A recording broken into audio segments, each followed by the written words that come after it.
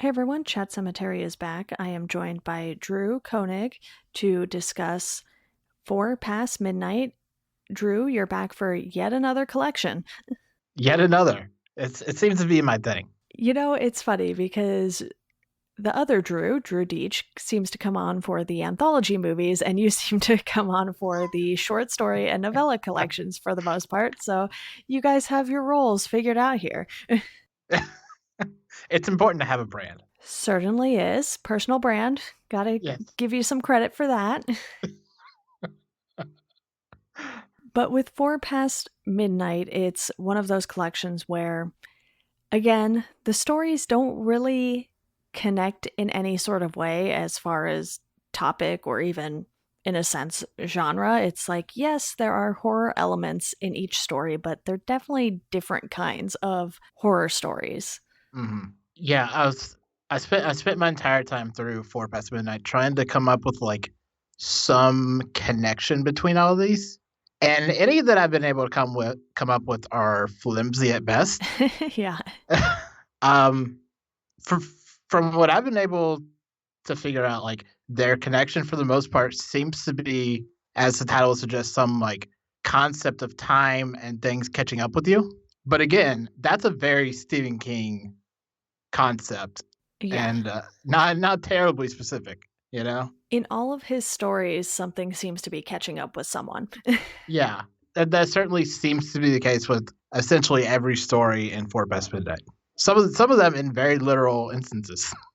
Yeah, and you have these four stories that I thought were all good in their own respect. The first one being The Langoliers. I don't know if I'm even pronouncing that correctly. That's how it looks like it should be pronounced, so we are going to run with it.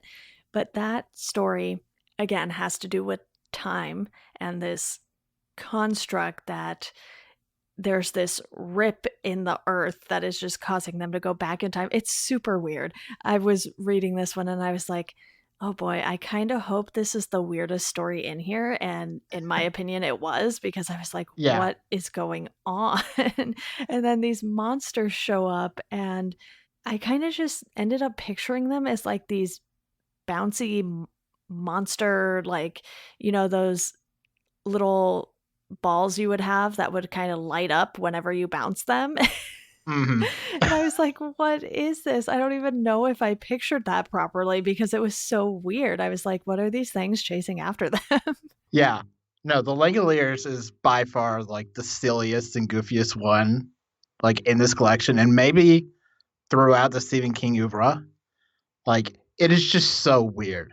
Now I don't know if you watched. I'm guessing, judging by this, that you didn't watch the adaptation for it.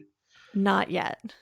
But yeah, that's the depiction of the Langoliers in that are just very weird, very bad. It looks Yeah, awful, but very weird. in the story, they just made it seem like these monsters were just bouncing towards them constantly and that they were moving with such speed that they were like, oh, we need to hurry up. A plane can't outrun them necessarily. And you're like, planes go pretty fast. So what is going on here? Yeah, no. Yeah, I have trouble separating like in my mind what they're supposed to be in the story and what I know they are from like the movie. Yeah. Because like in the movie they are like these big, imagine like the things that try to eat you in Pac-Man Okay. as like a ball, and they just move. They kind of float and they just run. They don't have any legs, they just run. And it's again very it's awful, but Yeah. but yeah, like the Langoliers overall is just like an almost aggressively silly story, you know? Right. And it's Stephen King going, "What can I have time travel be?" And just absolutely running with it. Oh, absolutely. And I think one of the best parts about this story was the character work that he did along the way. It's like, yes, the premise of the story is very strange and you're not really sure you're completely following what's going on, but he still finds a way to have you get invested in these characters and you kind of care who makes it out alive and who doesn't at the end of it. Yeah. it's one of the oddest cases of like Stephen King doing an ensemble story, Yes. like in the style of like it or something. Like, and there are all these like weird ticks that he gives each character. Like my sister did some kind of big paper in college on oh, I forget. I don't have his name, but the violin player and like the Okay. alternate ego that he has throughout this story, and like the kind of survival coping mechanism that he has, and like that's just such a very like ultra specific thing to like give someone, Yeah. and it just kind of runs along that. You have such a wide variety of characters too, with it, like you mentioned.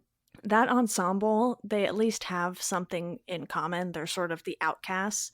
And this is Mhm. just a plane full of people, and certain people disappear and certain people don't. We sort of piece together that, oh, anyone who was sleeping made it to this past timeline where the Langoliers are after them because they're lazy. And it's like, okay, sleeping on a plane is kind of normal for a lot of people. I don't know how that makes them lazy. Maybe the Yeah. pilot, sure, because he's, supposed to be piloting the plane. Don't really want your pilots sleeping on duty. But you have these characters like Craig Toomey and Yeah. Dinah, and they just have, like you said, these quirks about them. And what I will credit Stephen King with this story, and it's one of the reasons why I didn't let this story kind of bog down my feelings about the collection as a whole, is that these characters really did feel unique. Mm. It's not like he was just getting your everyday average Joe and putting a bunch of them on this plane and putting them in this situation. Everyone kind of served a purpose. Dinah could hear better than everyone else because she was blind. And then the teacher was there to comfort her because, she's the only child left. And a teacher would know how to handle that. So it's like he kind of hand selected these people that would be perfect for specific situations in the story, Mm. even if they weren't totally useful throughout the entire thing. Yeah, and in a way, it feels like a prototype to something like Lost, where it's like put a bunch of people together in a weird situation, see what happens. Yeah. And it almost seems born out of like an idea that Stephen King had of like, what if you woke up on an airplane and nobody was there, and then just built and built and built upon that idea. Which would be very creepy, if I'm being honest. Yeah. Yes. Not an ideal situation when you're in a plane. There was one line in the Langoliers that I particularly enjoyed, and this really only comes from like years and years down the road in a Hmm. kind of retrospective way, where one character was saying, "You can't go back in time and stop JFK from being assassinated." Where Stephen King would go on to write a story about somebody going back in time and trying to stop JFK from being assassinated. Exactly.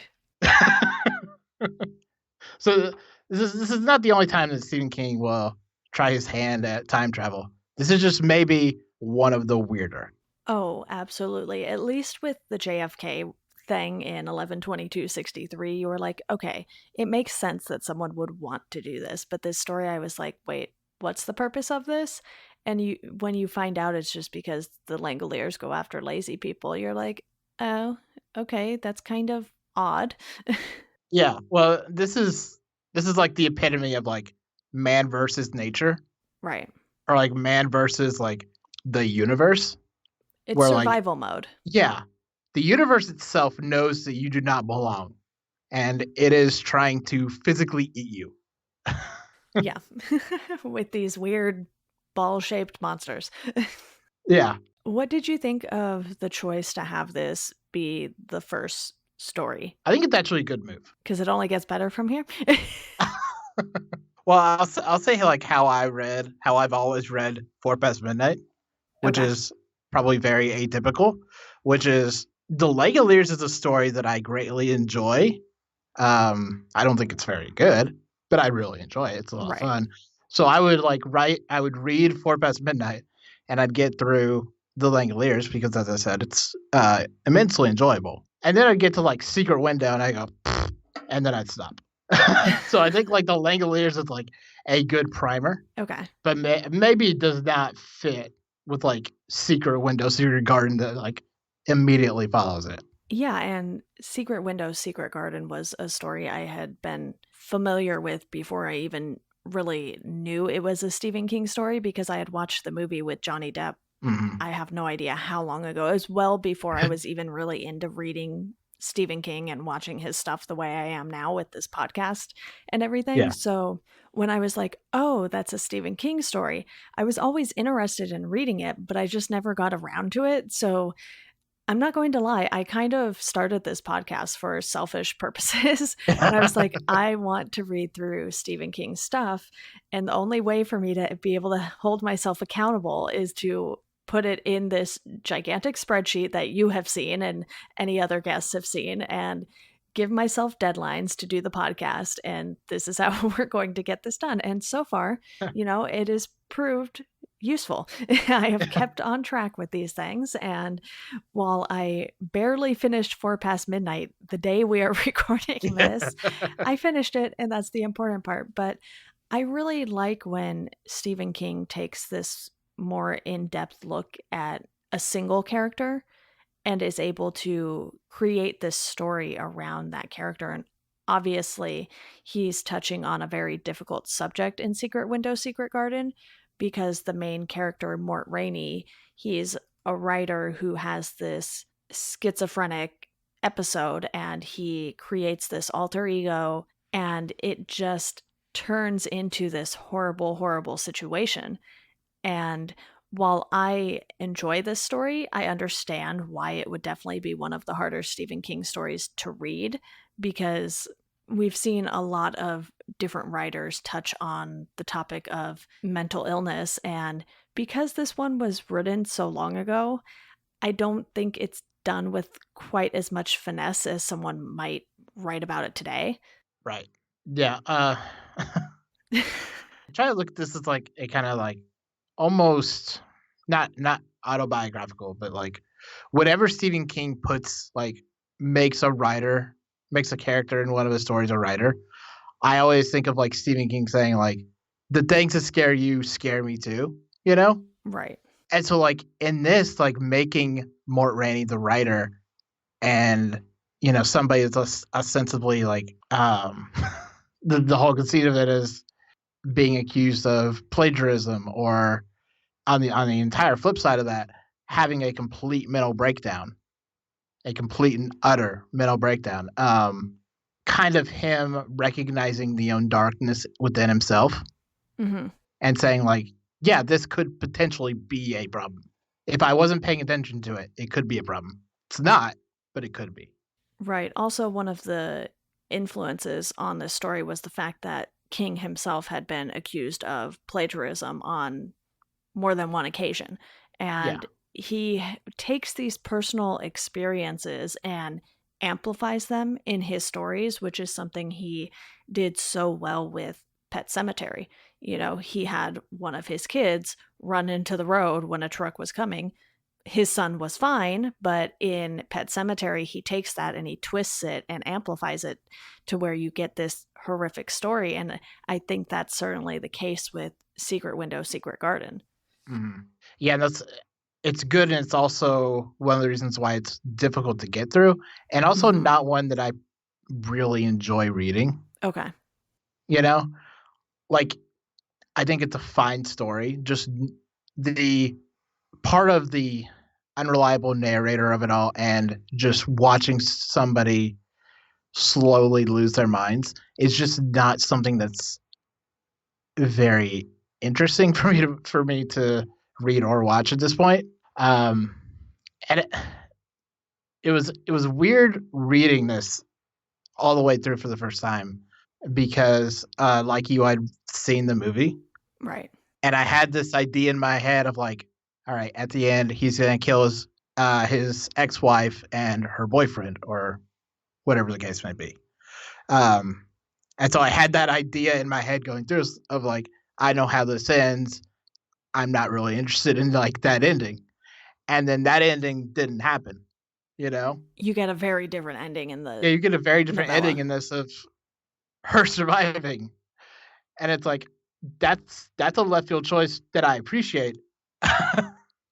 I kind of wish I'd known that beforehand, but yeah, it's just like I said, it's a technically good story, you know, Yeah. just not one I have a whole lot of engagement in while I'm reading.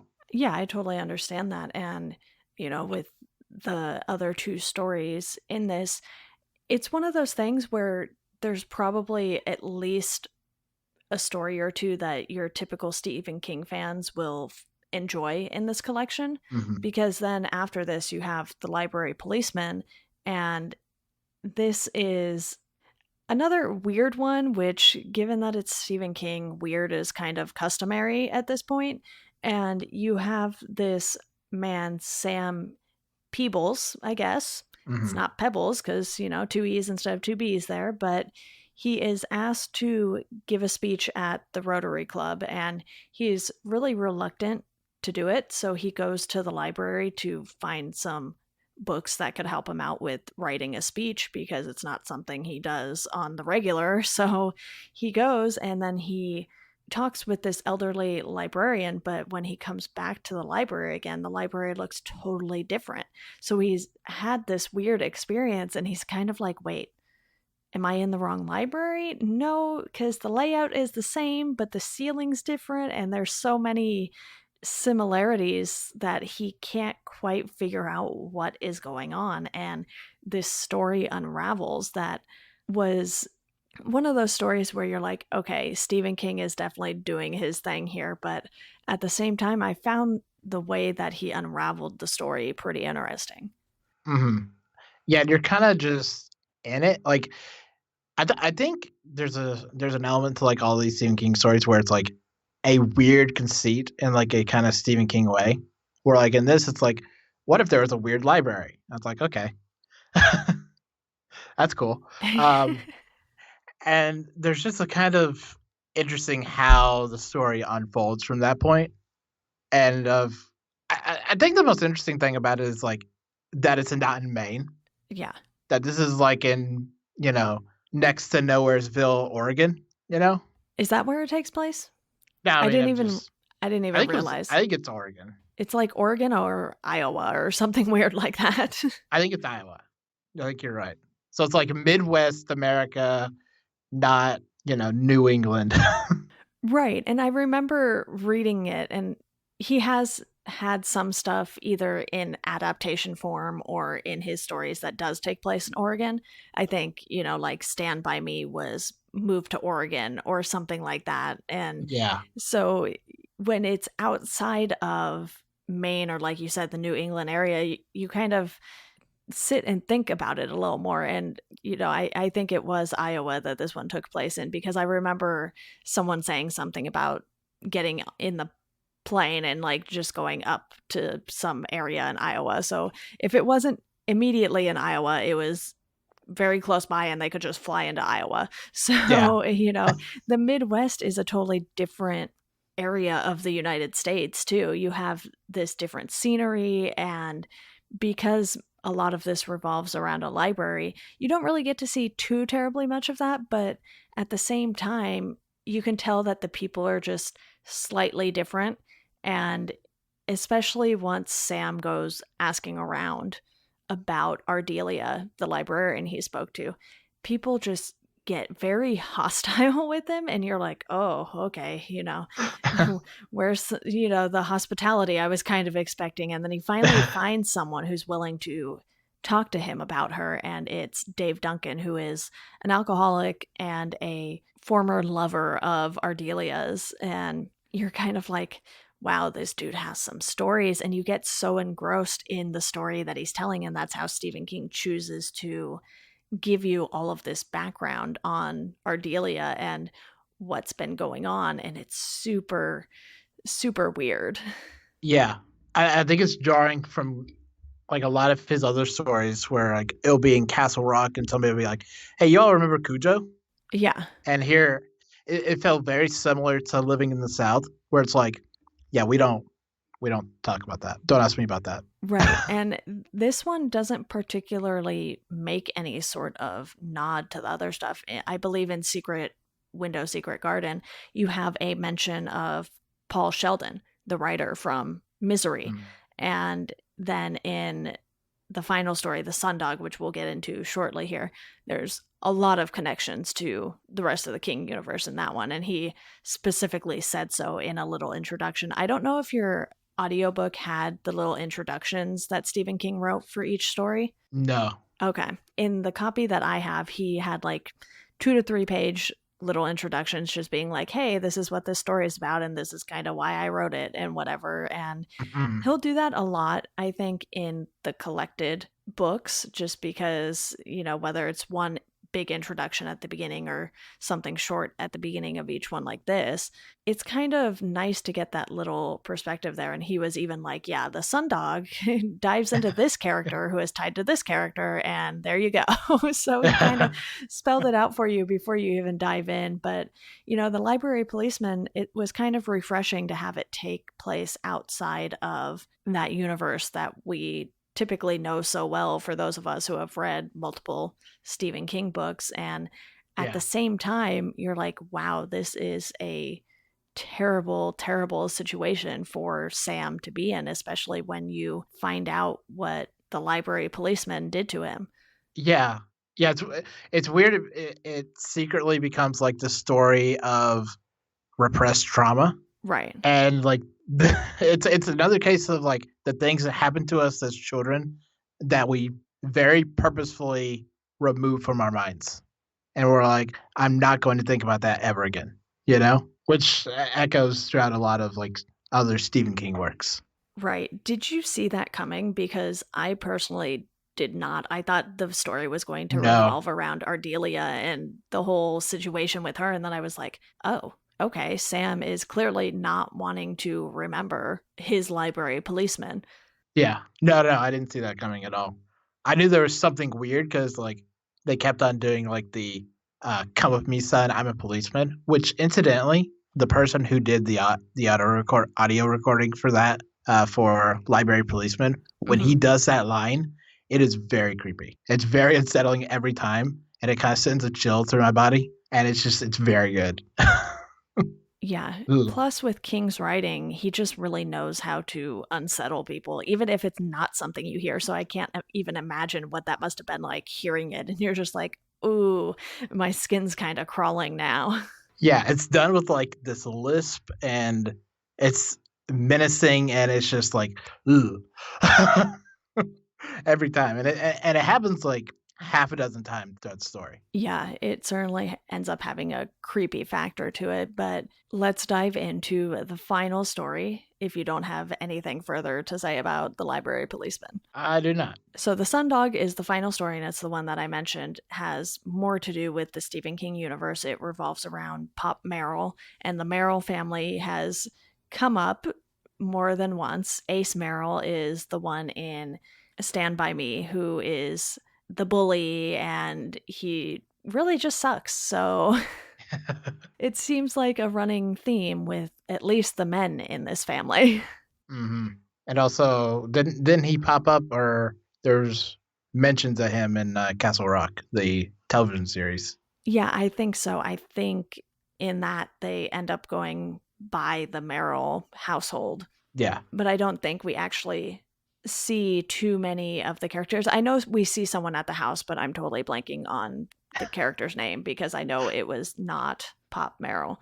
And basically, he owns a junk shop in Castle Rock. So we are actually in Castle Rock for this, and Sheriff Alan Pangborn gets a mention, and we're kind of just put back into this world. And this is sort of a lead in to Needful Things yeah, based on what Stephen King wrote in his little introduction there. So I thought that was interesting that he wrote this and then put it at the end of the collection that comes out right before Needful Things. That's kind of clever story placement there, because then you can just sort of just roll right into the next thing. Well, actually, technically, I think one of the Dark Tower books comes next, but if you aren't reading the Dark Tower books, you probably just skip and go to Needful Things. Either way, yeah. good placement, but I think this story was one that I was more invested in because I felt like it would have some sort of consequence within Castle Rock and for these characters that we know. And it turns out we end up seeing the death of Pop Merrill. And because of how ingrained his family is in this city, for better or worse, to see his demise, you're like, see, this is what happens when you get greedy and, try and kind of screw people over. And it's just sort of this big lesson in karma. And obviously, he's not going to learn his lesson because he's not going to be around to make up for it later. But Yeah. what happens is that there is this Polaroid Sun 660 camera, which, if you look at it, pretty old, not a lot of people are going to be walking around with these anymore, but it takes pictures and it kind of takes over the owner, and the owner just keeps taking pictures until this black dog comes to life, and it has this power over whoever is using it, and it sort of has a memory to it, which is kind of weird too. So you have Mhm. these supernatural paranormal things going on with this camera, but you have these very real characters in Castle Rock at the same time. Yeah. I think this is also, like, what I was saying earlier about, like, just kinda, like, weird conceits on the face of them, and then just, like, allowing them to snowball. Yeah. So it's like, what if you had a camera that was just kinda weird and took pictures of things that weren't there? And you're like, "Okay. Let's see where this goes." Yeah. And yeah, it's a strange one. I will say that, and it's, like, low key unsettling. Maybe that's the common theme here with all of these stories, is that they are strange and unsettling for various reasons. Yeah. Which, again, not a stretch given that it's Stephen King, but he does have, like I've mentioned with Stand By Me, which is based off of the short story The Body, he does have these very grounded stories that have nothing to do with anything supernatural or weird. Sometimes he just has stories about people, like that one, like The Shawshank Redemption, Yeah. and you almost think this is going to be one of those at the start, but then you start digging into the camera and you're like, oh, okay, this is going in a direction that isn't going to focus solely on the people. And then you get invested in what's going on with this camera and what is actually going to come out of it. And I think it's pretty clear early on that this dog is going to come to life out of the camera, just because they focus on it so much, and you're like, okay, well, this clearly has to play some significant role. So this one didn't have as big of a twist as I was expecting, but the ambiguity of the ending paid off. Yeah. And I appreciated Stephen King acknowledging that he's kinda rehashing himself at a certain to a certain extent of him Hmm. going, "Yeah, this is kinda like Cujo. I get that." Yeah, and there's a mention of Cujo in here. Yeah. He's like, I acknowledge that." He does get very meta with his work at times, and because this is a novella, I don't mind that it took this idea of a malicious dog and reused that, because he did it in a very different way. This isn't a Yeah. dog with rabies. This isn't a dog that people have been seeing for years around town when when they visit. And you have this camera that just seems to stick with someone and they can't really get rid of it. But then, Kevin, the boy who has been using it since his 15th birthday, he wants to smash it to pieces. And Pop's greediness prevents him from doing that. He basically takes a different camera, obviously, same style of camera, and he kind of gives it this little nick. But Kevin later puts the dots together that he didn't empty out the film, and it said there was still some, film left for the camera to use. And he catches on to that, but by then it's kind of almost too late, not quite too late, but it takes him a while, and he's like, uh-oh, we're all in trouble now. And the fact that this teenager is the one thinking the most rationally about this stuff, even though half of what he says to his dad later on is kind of just mumbo jumbo to the dad. He's like, what are you talking about? How do you know any of this? And you kind of just have to be like, dude, just trust your kid. Just And roll with we it. know this as the audience because we've read Stephen King before. We're like, you just go with it.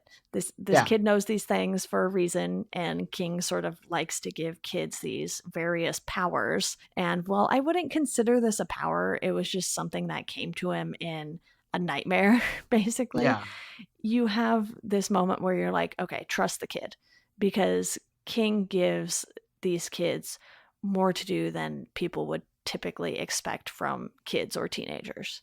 Yeah, in a Stephen King story, it's the kids who knows what's best to a certain extent, or they're the ones that can guide the adult characters to make a right decision.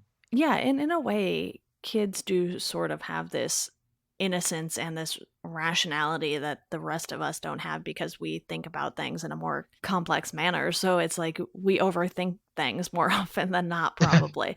And that definitely comes through in this story with how he wrote Kevin and his father's relationship. Mhm. Yeah, I think it's an interesting dichotomy between Kevin and his father, where like his father is supposed to be like the calm, rational one who like looks at facts and he thinks of things in like a very physical manner. Where Kevin is like not quite on the Fox Motor train of things, but has a kind of broader view of things, where he's more open to the possibility that yeah, his camera might be a window into another dimension. Right. Another thing that King rehashed a little was the idea of the word processor having some sort of power, because we discussed the word processor of the gods previously, where you can sort of just type something and hit enter or delete and it happens. And then in this, Kevin gets a computer for his birthday and he goes to test the word processor on it, and he just types the quick brown fox jumps over the lazy dog, Mhm. and instead of it printing out what he typed, it prints out the dog is loose again. It is not sleeping. It is not lazy. It's coming for you. It's very hungry and it's very angry. So he goes and gets his dad, and the two of them are just kind of like, uh oh. And that's where it ends. And I love the ambiguity of that, because you don't need to know the rest of the story to know what they're going to go through, because they already went through all of that. Yeah, and they're going to go through it all again, and it's secular, and it's we don't need to know what happens after that. At a certain point, it would be redundant. Yeah. So to take things back to the collection as a whole, how did you feel about it getting through the audiobook? I enjoyed it. I forgot to mention this earlier, but so some of the narrators I think were interesting. Willem Dafoe narrated the Langoliers. Okay, that must have been fun. Yeah, Willem Dafoe is just going 150% on all of this, and then James Woods narrated Secret Window, Secret Garden, which may have contributed to some of my general disdain for it initially. I was like, ugh, James Woods. I'm not really fond of how much I've had to endure recently with having to listen to James Woods' voice between this and Kingdom Hearts 3. But okay. It's just funny because James Woods was in one of the Stephen King adaptations in one of those anthology series movies. Yeah. I mean, James Woods is very suited to doing like a lot of the maniacal anger, Yes. but even still. Yeah. Those were like the two big ones though for that. But yeah, I think I wouldn't say this was better. Listening to the audiobook was better than actually reading the book. But I think it's a I think it's an easy listen slash read, you know? Like I don't think that Four Past Midnight necessarily asks a lot of you as a reader. Yeah, everything is pretty spelled out for you, even though it's pretty weird. And it never feels too dense, even though, the copy I read was almost 750 pages. So it's lengthy, but when you consider the fact that it's four separate stories, you're like, okay, that makes sense. You have 150 to 200 pages per story, give or take. I know it varied, but overall, it felt nicely paced given that they didn't really have this common theme going between them. And I ended up giving this a 4 out of 5 overall just because I had Mhm. a good time reading it. It's not necessarily that I thought the stories were super fantastic, but I was like, you know what? He did a lot of character work. And I know that's something I've talked about a lot on these episodes that just really worked for me. I was like, you know what? I can really resonate with how these characters are feeling in these various situations. Yeah, I think the important thing in like a Stephen King story is that it's often like the journey through reading it that's the most important part, and not necessarily the ending because the ending uh, sometimes can be a little lacking in certain Hmm. areas. Um, and I think that's very often the case with Fort Past Midnight, where it's like you're enjoying like the process of getting through the story and not necessarily getting to the end of it. You know? Yeah, exactly. And as far as endings go, I think for the most part, these were fine. I probably liked the Sundog ending the most just because I was like, okay, you didn't have to spell things out for us. You gave us what comes next without really giving us every detail on what comes next. Yeah. What I think the endings were also notable for all these because they all four of them had happy endings at the end of it. Happy endings where you thought they might not, you know? Right. So like with Secret Window, Secret Garden, you're like, he's gonna kill the ex-wife. And he does not. Yeah, he does not. Or Library Policeman, where you're like, Sam's gonna have to kill her, you know? Right. This is how it's gonna end. He's gonna have to kill her to stop all of us. You know? And that doesn't happen. Happier endings than you would expect from Stephen King at times, for sure. Yeah. And, I think that's a good place to wrap up our discussion on this just because, it's hard to take something that is super long and break it down detail by detail in a timely manner here. So, I know we wanted to keep this a little shorter, and I think the best thing for anyone to do would really be to go dive into these stories if for some reason you listen to this and you haven't yet. Yes. But Drew, thank you so much for joining me to discuss this. You're welcome. Before we go, I just want to quickly tell you all about our Patreon. There's a $1 tier that will just generally support this podcast and my other podcast, Welcome to Geekdom. There's a $2 tier where you get a Chat Cemetery sticker if you are interested in having one of those. Our cool logo was done by Humalong Productions. My friend Marissa Sudo runs that, and I'm pretty excited to have it on a sticker. So if you think it looks cool too, sign up for that tier, and you can find us on Twitter and Instagram at Chat Cemetery. As always, thank you all for listening, and we hope you enjoy the rest of your day.